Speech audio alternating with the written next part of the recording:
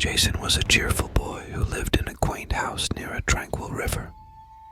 Every week he would play by the riverbank, his laughter mixing with the babbling of the water. There, he often met an elderly man who would join him in his games.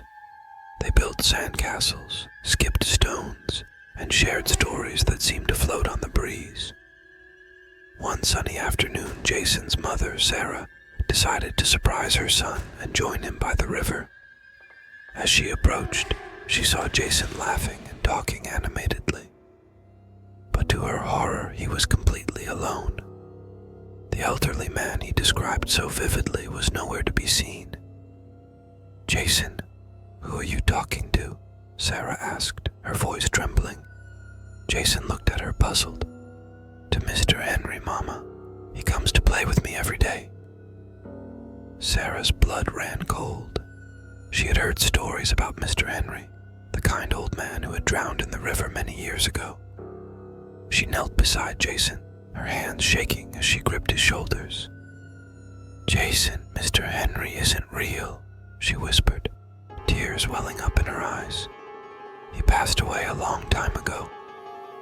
Jason's innocent eyes widened in confusion and fear.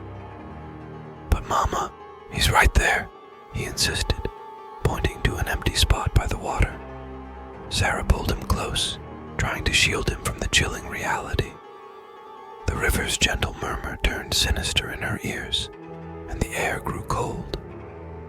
That night, Jason couldn't sleep. The shadows in his room seemed to whisper his name, and the once comforting sound of the river now sent shivers down his spine.